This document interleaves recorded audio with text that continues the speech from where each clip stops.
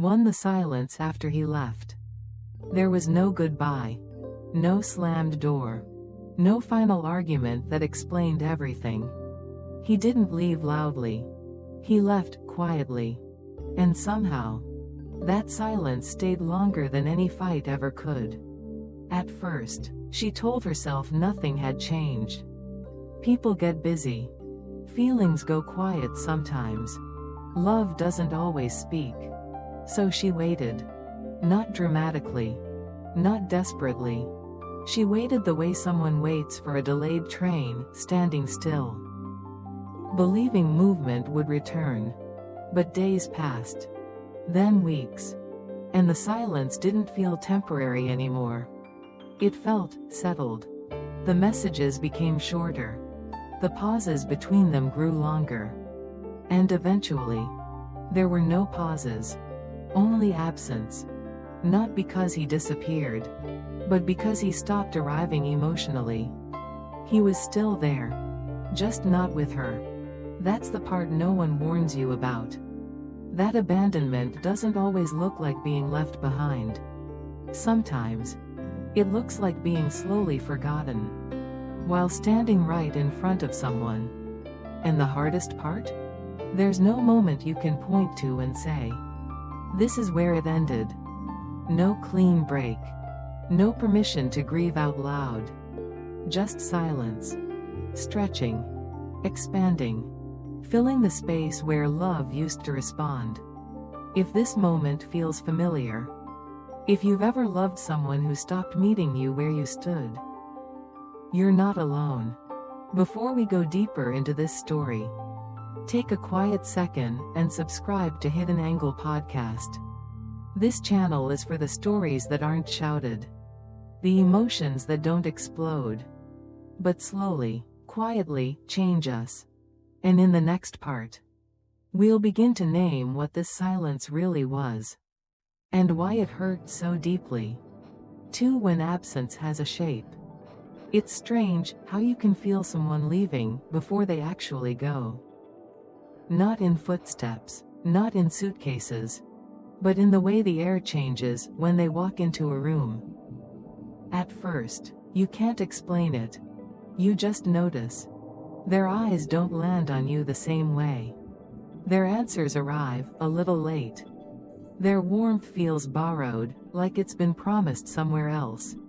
And then, one day, you realize you're not reacting to what they did. You're reacting to what they didn't do. They didn't ask how you slept. They didn't look up when you started talking.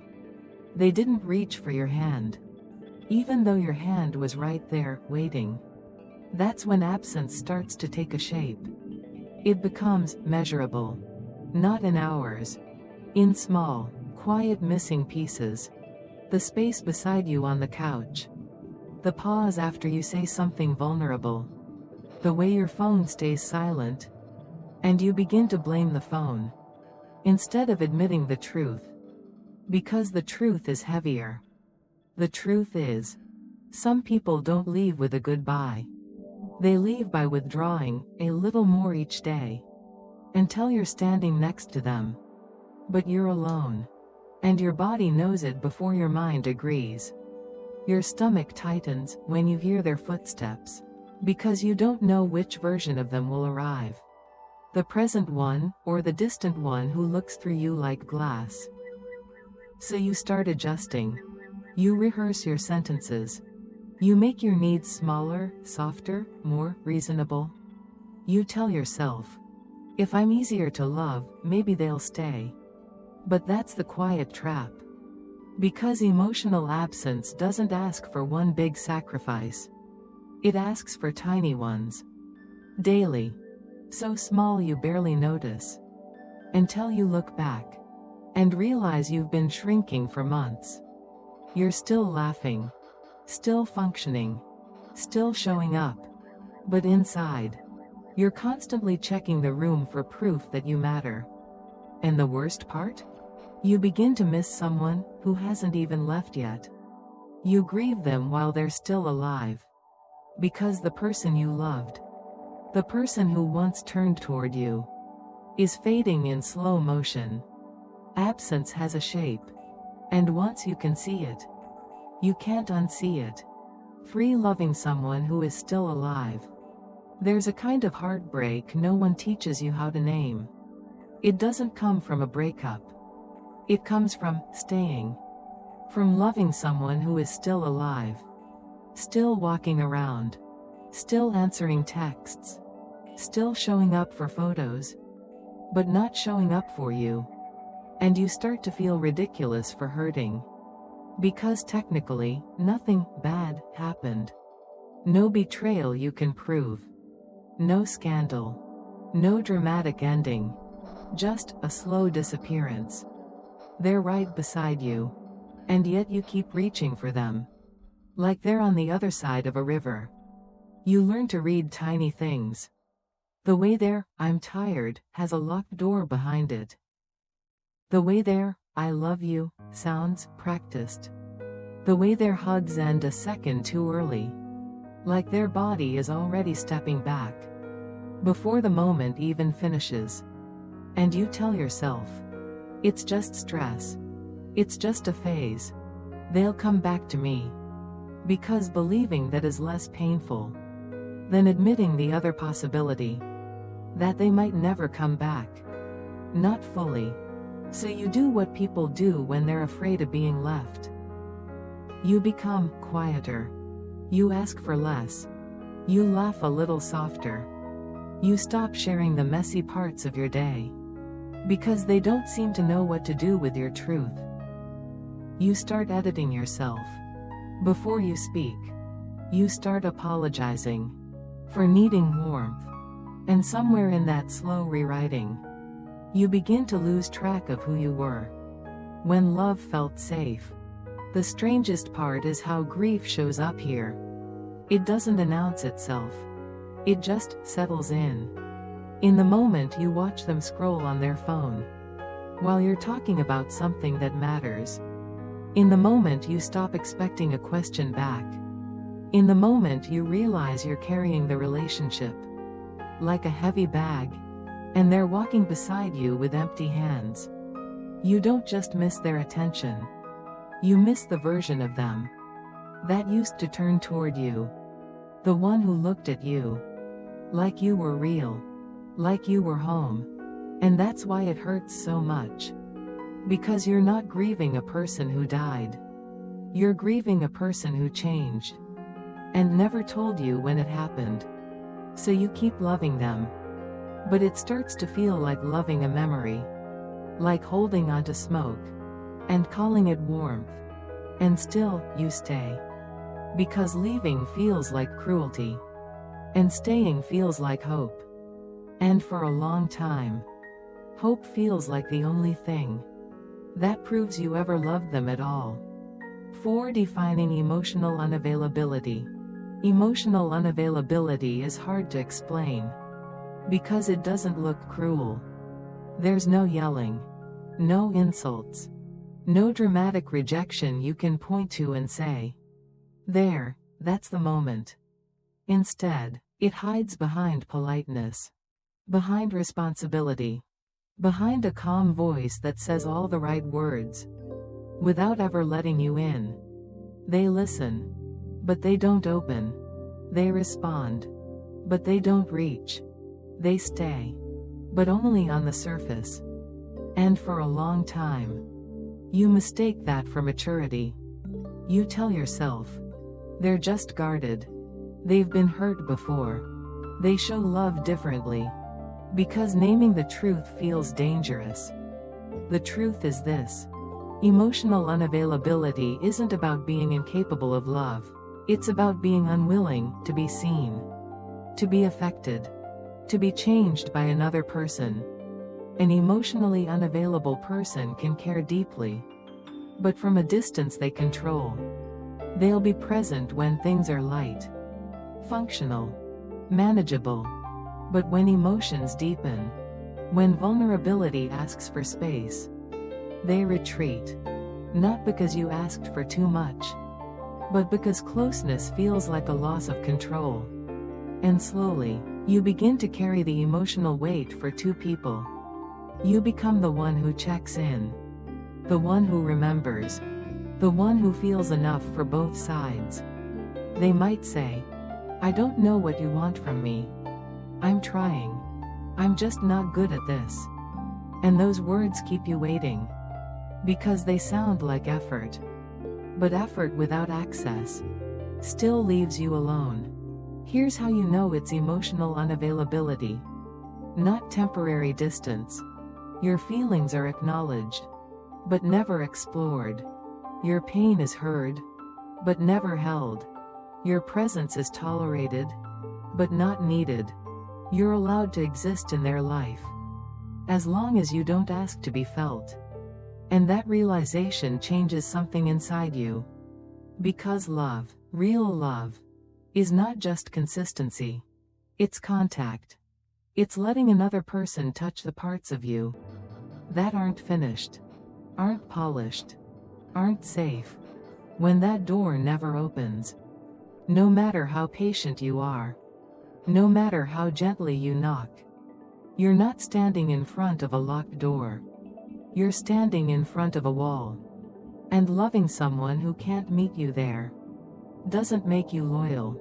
It makes you invisible. 5. How she learned to wait quietly. She didn't wake up one morning and decide to disappear. It happened the way seasons change. Quietly. So gradually, you don't notice until you do. At first, she waited in the normal way. Patient. Understanding. She gave him space because she thought space was love. She softened her questions. She smiled through the uncertainty. And each time he pulled back, she didn't chase. Not because she didn't care. Because she was trying to be safe. Safe to love. Safe to keep. So she learned a new language. A careful one.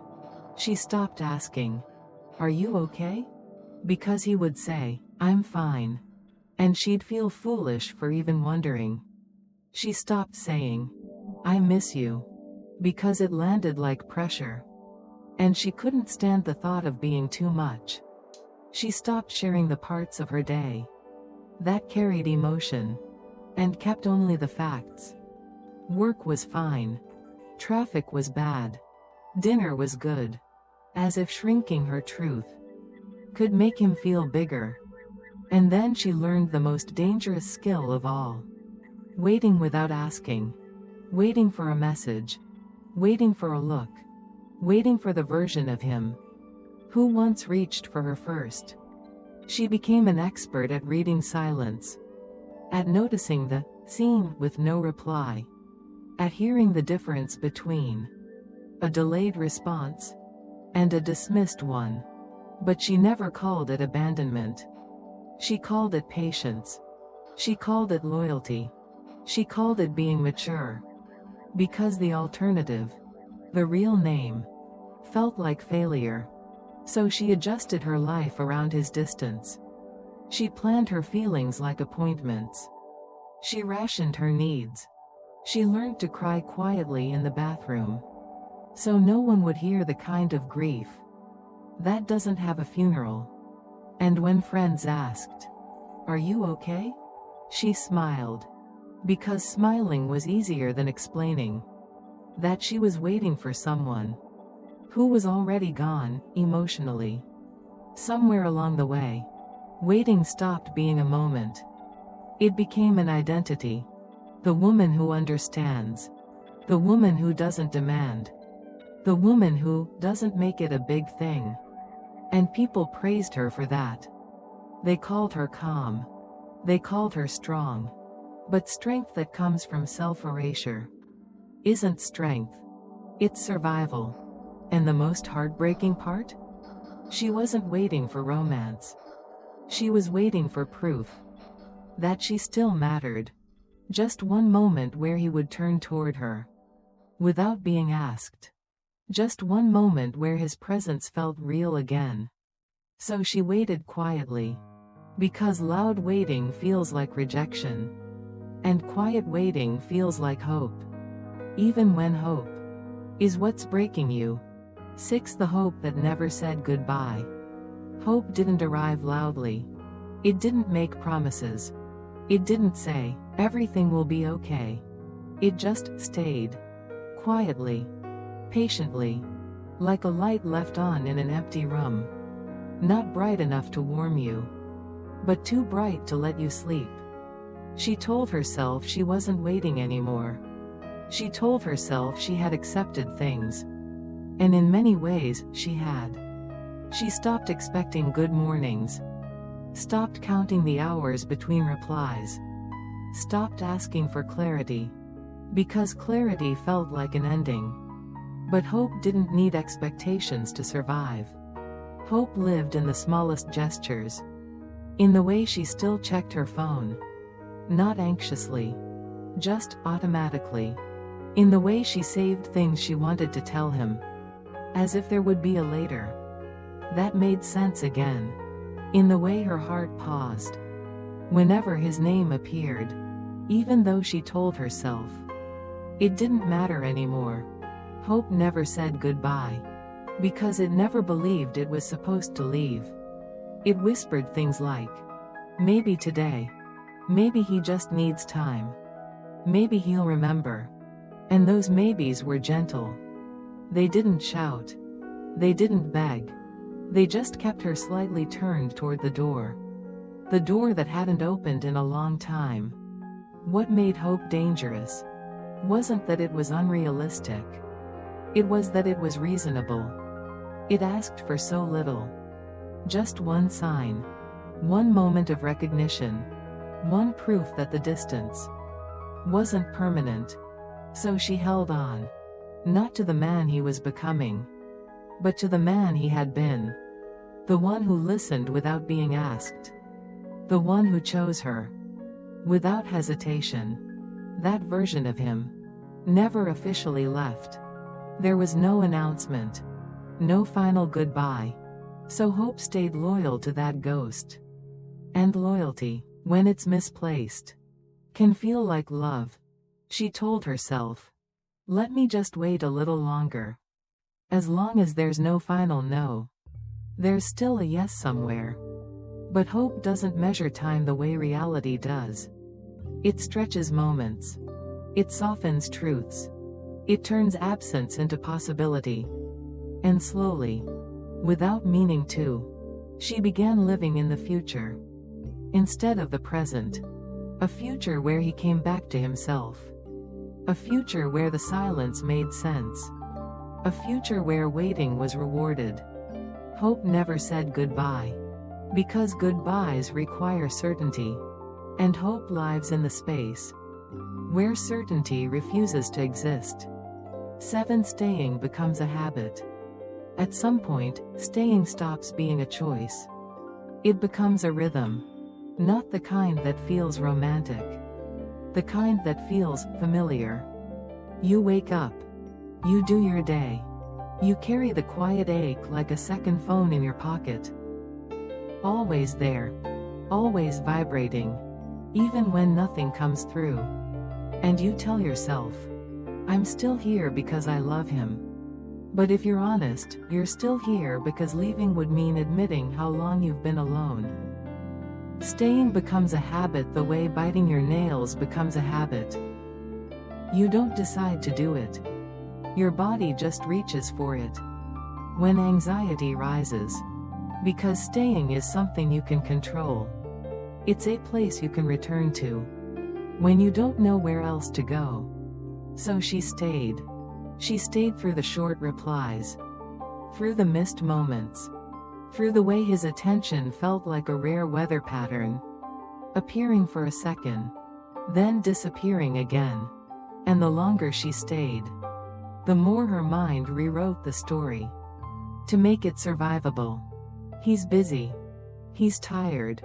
He doesn't mean it. This is normal. Because the truth, that she was being emotionally left behind, was too sharp to hold all at once. So she held it in pieces. One excuse at a time.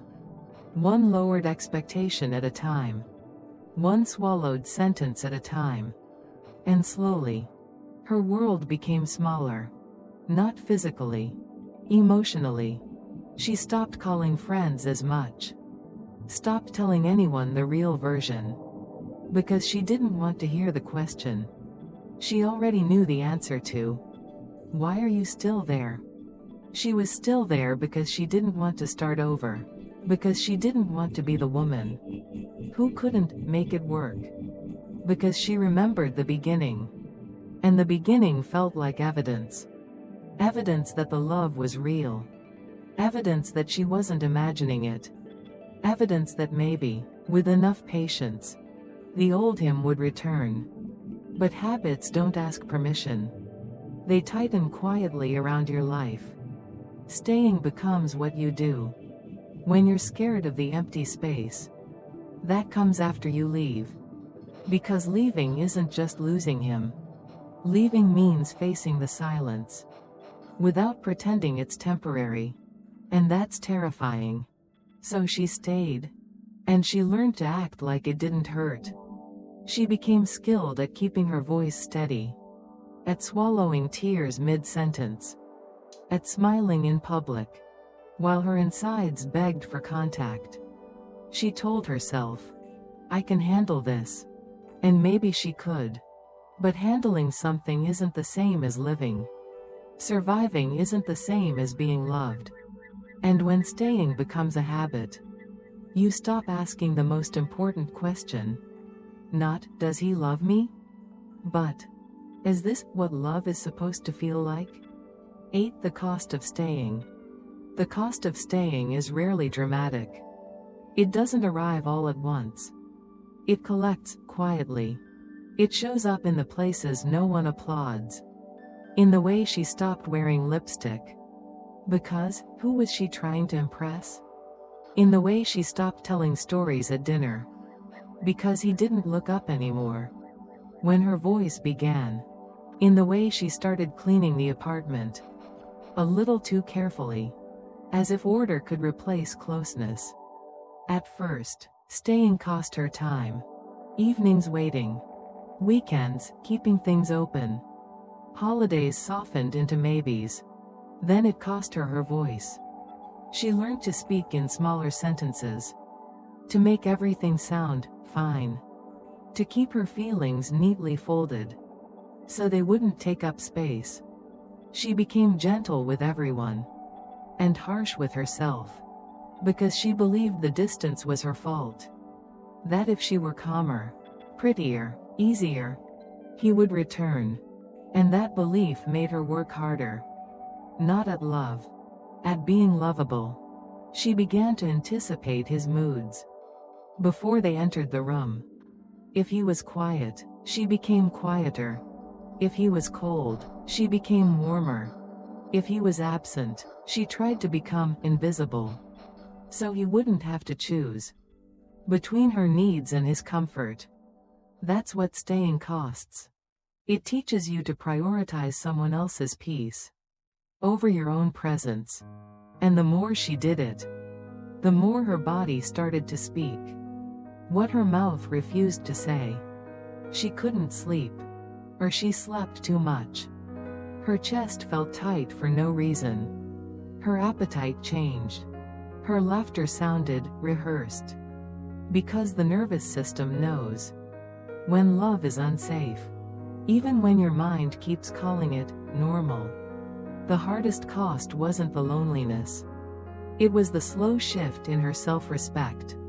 She stopped asking, what do I need? And started asking, what will keep him from pulling away? She stopped choosing joy. Stopped choosing honesty. Stopped choosing herself. And no one could see it. From the outside, she looked loyal. Strong. Committed. But inside, she was paying for love.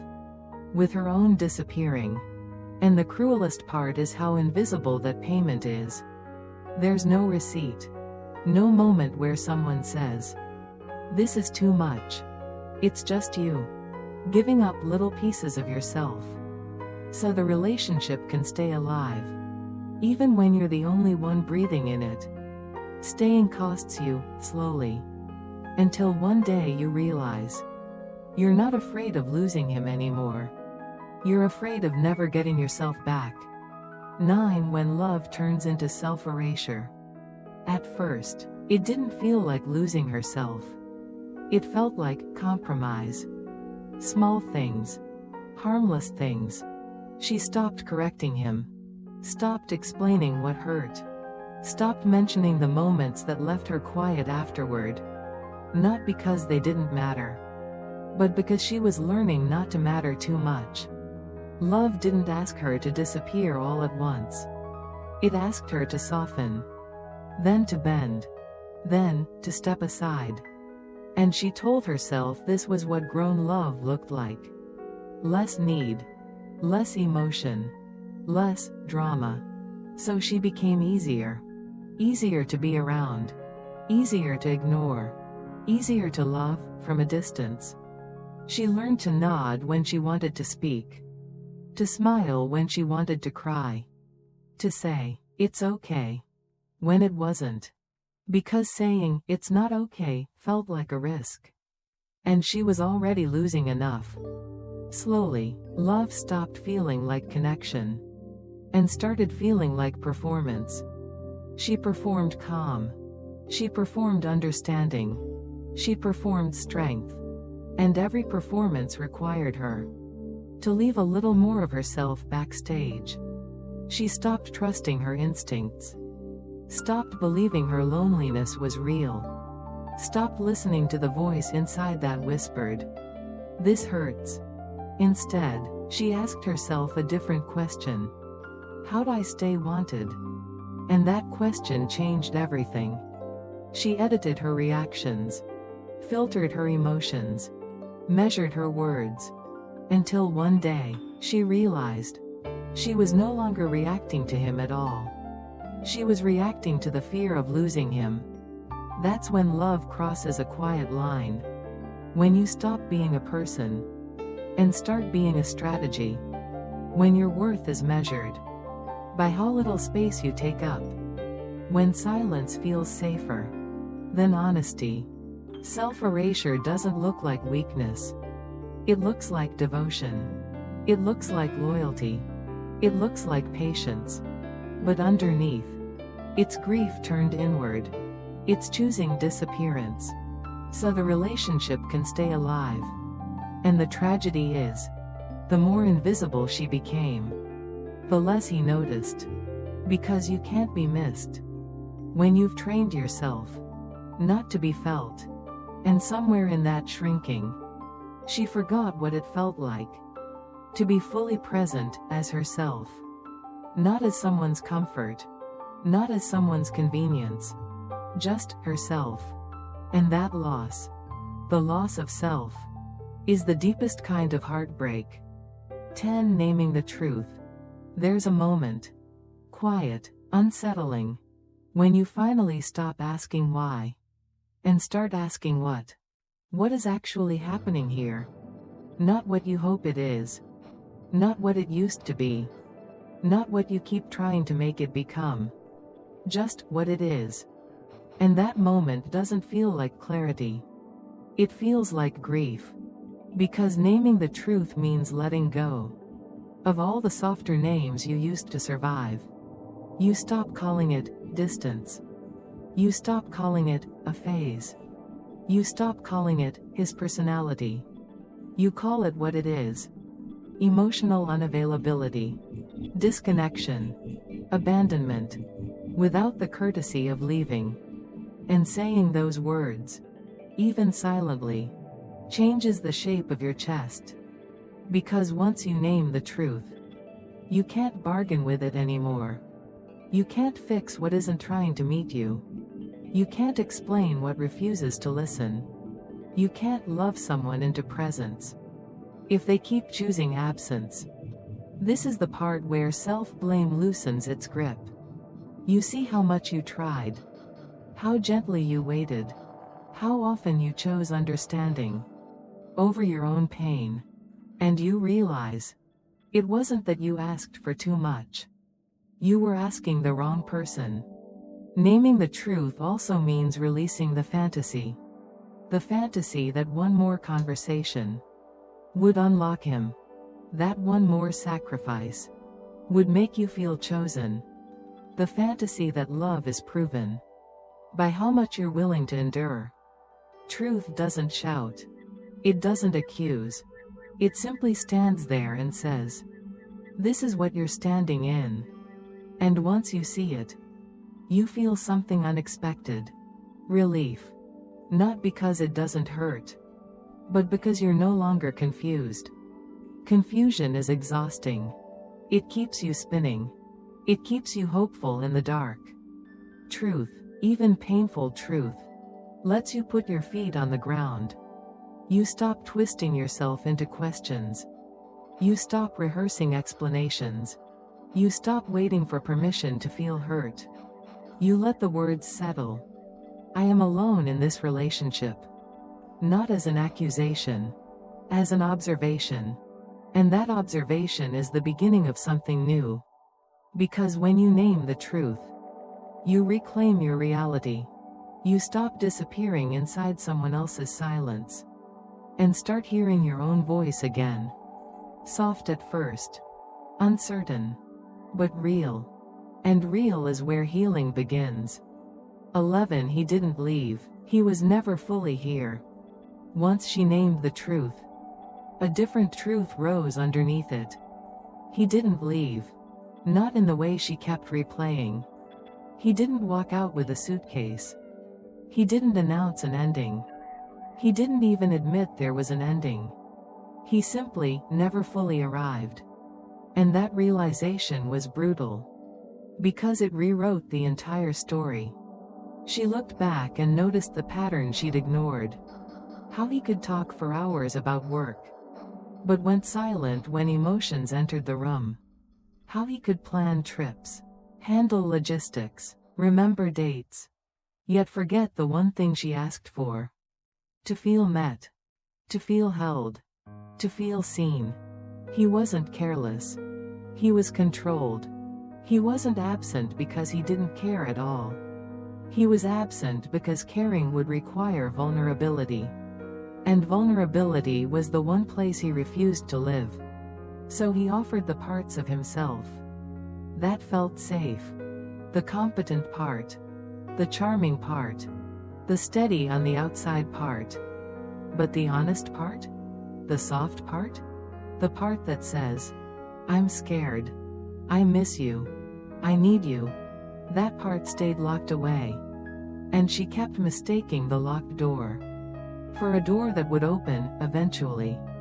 That's what happens when someone gives you enough to keep you hoping, but not enough to keep you whole. He would show up just enough to reset her faith. A warm message after a cold week. A quick kiss before leaving the house. We're fine," said with a smile. Well, nothing was actually fine. So she kept waiting for the moment when he would finally be present. But presence can't be negotiated. You can't earn it. You can't be perfect enough to deserve it. You can't love someone into it. Someone either meets you, or they don't. And when they don't, you start doing something dangerous. You start calling their limitations patience tests. You start calling their distance depth. You start calling their silence strength. Because it feels safer to romanticize the absence than to accept the emptiness. But the emptiness was real. He didn't leave. He simply remained half in, half out. A man standing near love, without stepping inside it. And that's why it hurt her in a specific way. Because you can't grieve something that was almost a partner. Almost a home. Almost a love that could hold you back. Almost keeps you stuck. It keeps you thinking, if I just try a little differently, he'll be here. But the truth she finally allowed herself to say, softly, without blame, was this. He wasn't leaving now. He had been gone the whole time. 12. Grief without a funeral. This kind of grief is strange. Because no one sees it. There's no funeral. No flowers delivered to your door. No condolences. no permission to fall apart. Because from the outside, nothing ended in a clean way. He still exists. He still posts. He still shows up in the world. Like a person who hasn't broken anything. And you're expected to do the same. To keep working. To keep smiling. To keep answering, "I'm fine." Because how do you explain that you're grieving someone who's still alive? You're grieving the relationship you thought you were in. The future you pictured without realizing you were alone in it. The version of him you loved. The one that only appeared in fragments. And because it's not official, the grief has nowhere to go. It turns inward. It shows up as fatigue. As irritability you can't justify. As a heaviness in your chest. When you hear love songs in the grocery store, it shows up in the moments that should be normal. Washing dishes, folding laundry, driving home, and suddenly you're crying. Quietly. Like your body remembers something. Your mind keeps trying to minimize. You start questioning yourself. Am I being dramatic? Was it even real? Do I have the right to hurt this much? And that doubt becomes a second grief. Because now you're not only mourning the loss, you're mourning your own ability to trust what you felt. This is grief without witnesses. You don't get to say, "I lost someone," because technically you didn't. You just lost access to intimacy, to softness, to being met. And losing access hurts in a different way. It's like standing outside a house you once lived in, watching the lights on inside, and realizing the key you have doesn't fit anymore. So you keep holding the key. You keep touching it in your pocket, as if the metal could change shape if you believe hard enough. And when people ask, "Why don't you just move on?" you want to say, "Because I'm not leaving a person. I'm leaving the story. I'm leaving the hope. I'm leaving the version of me who kept trying to be enough." But you don't say it. You just nod. You just smile. You just carry it. That's the cruelty of grief without a funeral. It demands the pain without offering the ritual. No closing song. No final prayer. No moment that tells your heart it's okay to release. So your heart keeps holding on to something it can't name. And every day, you're asked to act like you didn't lose anything, while you feel like you lost everything. 13. The moment she stopped explaining. The moment she stopped explaining wasn't loud. There was no speech. No dramatic text message. No announcement that she was done. It was smaller than that. It was a pause. A quiet pause in her own mind, where she realized she had been spending her life translating her pain so other people could feel comfortable. She explained to friends, "He's just stressed. He's been through a lot. He doesn't mean it. He loves me in his way." She explained to her family, "We're fine. We're working on things. It's complicated." She explained to him, "I'm not asking for much. I'm not trying to pressure you. I just miss you." And the more she explained, the less real her own experience became. Because explanations are slippery. They turn sharp truths into soft excuses. They make abandonment sound like timing. They make emptiness sound like maturity. They make loneliness sound like loyalty. Until you're no longer living the truth. You're defending a story. But one day, she noticed something. Every explanation cost her breath. Every time she tried to make his distance make sense. Her body went tighter. Her chest got heavier. Her voice got smaller. And she saw it clearly. She wasn't protecting the relationship. She was protecting him from the consequences of his absence. She was making his unavailability sound understandable, so she wouldn't have to face how unacceptable it felt. That's when she stopped. Not out of anger. Out of exhaustion. She stopped rewriting the moments that hurt her. She stopped cleaning up the silence so it looked polite. She stopped saying, "It's fine," while she was breaking inside. And without the explanations, something very simple surfaced. "This hurts. This is lonely. This is not love that holds me." She didn't turn it into a fight. She didn't beg for a new version of him. She just let the truth exist, without apologizing for it. Because explaining is a way of asking permission. Permission to feel. Permission to be disappointed. Permission to name what's real. And she realized she didn't need permission anymore. Not from her friends. Not from her family. Not from him. Not even from the part of herself that still wanted to believe. The moment she stopped explaining, she started listening to the quiet voice she'd buried under patience, to the part of her that said, "Your heart is not a burden." And in that listening, she felt something return. Not him. Herself. 14 Quiet healing begins. Healing didn't arrive with clarity. It arrived with quiet. No breakthroughs. No dramatic release. Just a subtle shift. Like exhaling after holding your breath for years. She didn't wake up happy. She woke up softer. Softer with herself. Less demanding. Less urgent. She stopped asking, "What did I do wrong?" and started asking, "What do I need right now?" And sometimes the answer was simple. Rest. Silence. A walk without her phone. Sometimes it was harder. Letting herself feel sad, without turning that sadness into a problem to solve. She learned that healing doesn't argue with pain. It listens. It doesn't rush you toward forgiveness. It lets you sit where you are, until your nervous system learns that you are no longer in danger. Quiet healing looks like this. Choosing not to explain yourself anymore.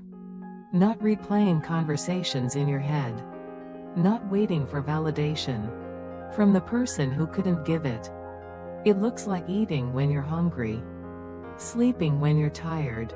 Saying no without rehearsing reasons. It looks like noticing the absence and not filling it. Not with hope. Not with fantasy. Not with maybe someday. Just letting the space be space. And in that space, something unexpected happens. Your body begins to relax. Your shoulders drop. Your chest loosens. You realize how long you've been bracing. Healing doesn't erase love. It repositions it. Love stops being something you chase and becomes something you carry for yourself. She still missed him, but the missing no longer controlled her. It passed through her like weather. Instead of becoming the climate, she started to notice small joys again. Morning light on the wall. Music in the car. The sound of her own laughter. Surprising. Real. None of it fixed the past. None of it explained the loss. But it gave her something steadier than answers. Presence. And presence is where healing actually lives. Not in the future. Not in closure. But in the quiet decision to stay with yourself. Without judgment. Without pressure. Without leaving.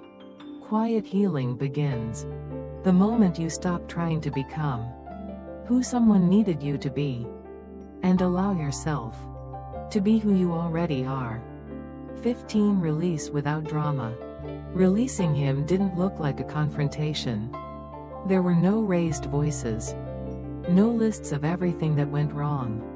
No demand for closure. It was quieter than that. It was the moment she realized She didn't need him to understand.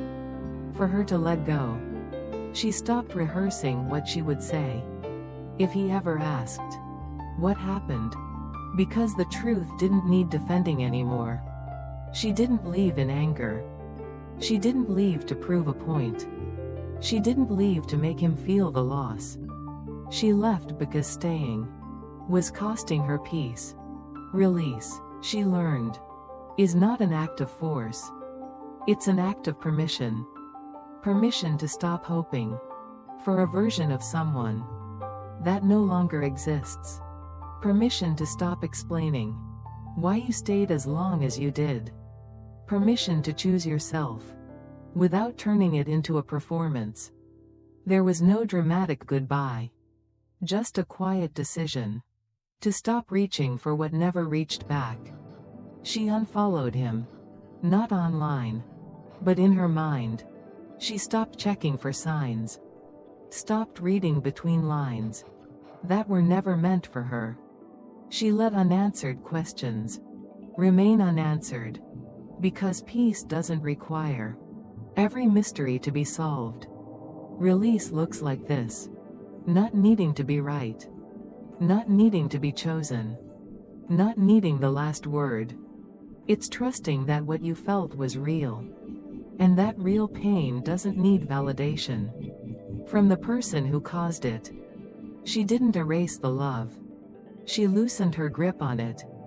She allowed it to become part of her history, not her identity. And in that letting go, something gentle happened. Her body stopped bracing. Her breath deepened. Her thoughts slowed. Not because everything was okay, but because she stopped fighting what was. Release without drama is choosing softness over spectacle. It's walking away without slamming the door. It's honoring what was without asking it to return. And that kind of release doesn't make noise, but it changes everything. 16. She didn't lose him. She found herself. She didn't lose him. That's the sentence that took the longest to believe. Because for a long time, it felt like losing everything. The future she imagined. The version of herself she bent into shape. The hope she carried quietly, day after day. But one morning, without ceremony, without a breakthrough, she noticed something different. She woke up and felt present. Not hopeful. Not heartbroken. Just here. Her thoughts were no longer orbiting him. Her body wasn't bracing for disappointment. Her breath felt like her own again. That's when it became clear. What she lost wasn't a person. It was an illusion.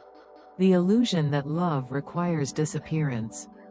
That patience means self-abandonment. That being chosen means waiting quietly for someone to show up. She didn't lose him. She lost the habit of shrinking. She lost the voice that kept saying, just a little longer. Just try harder. Just don't ask for too much. And in losing that, she found herself again. Not the version shaped by fear. Not the version trained to be easy. But the version who could feel clearly. Choose honestly. Stand without apologizing. She found the part of herself that knew when something wasn't right. And trusted that knowing. She found her boundaries. Her breath. Her ability to sit alone without feeling abandoned. And the most surprising thing? She didn't become harder. She became calmer. Because peace doesn't come from being loved by the right person. It comes from no longer betraying yourself to keep someone else. If this story touched something in you, if you've ever stayed too long, waited too quietly, or confused endurance for love, you're not weak. You're waking up. Share this story with someone who needs to hear it. Leave a comment below and tell us what part resonated with you. If this kind of quiet truth matters to you, like the video and subscribe to Hidden Angle Podcast. for more stories that don't shout, but stay with you. Because sometimes, you don't lose love, you find yourself.